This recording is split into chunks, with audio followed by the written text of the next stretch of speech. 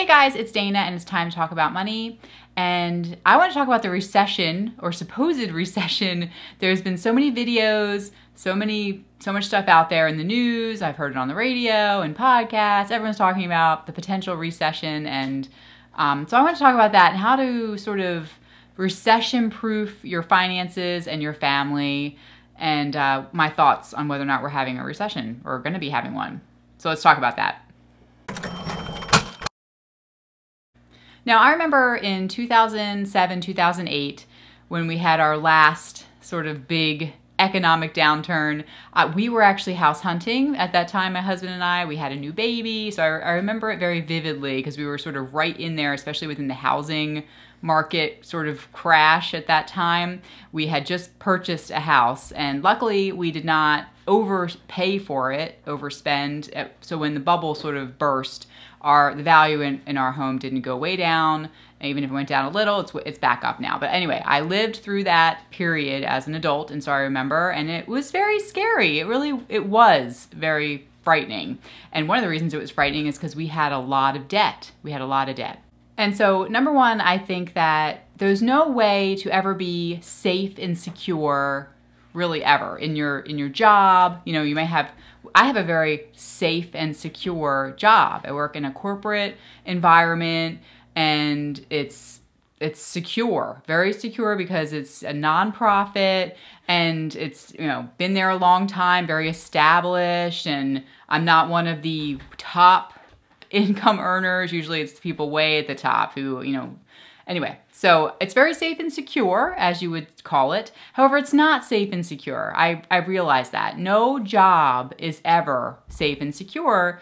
And when you work for an employer, the only way the best way to have security in your job is when you're self-employed and you have multiple clients, right? Because then it's like you don't work for one person, you work for maybe 50 different clients. And if one of those clients dropped out, you'd still have the other 49 income streams, correct? So no matter what job you're in, it's never guaranteed. Nothing's ever guaranteed in life, ever.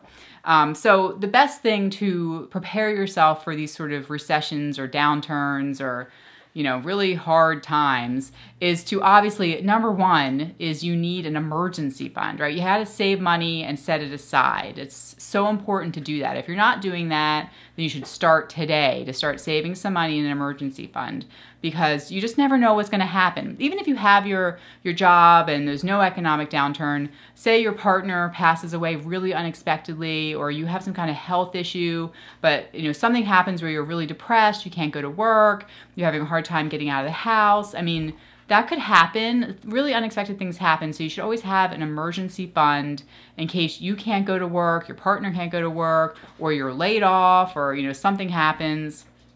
So having money in the bank, money that you can get to that's not in a retirement fund, is obviously going to help you have that safe and secure feeling, which especially us women, we really like to have. I know I do. And so aside from that, obviously paying off all of your debt, right? If you owe money to people, it's going to be really hard when you lose your job, you're laid off, or whatever happens. If you owe money to someone else, then you're going to have that stress. So just get rid of that risk and get rid of all of your debt. Pay it off as fast as you can and get it out of your life. So that way, at least, think about it. If you owed nobody, you owed nothing to anyone, you didn't have a mortgage, you didn't have credit card payments, you had no payments anywhere, and all the money you earned, you just were saving for yourself and your emergency fund, savings account, retirement, wherever. All the money you earned, it was your money because you didn't owe anybody. And then say you lost your job.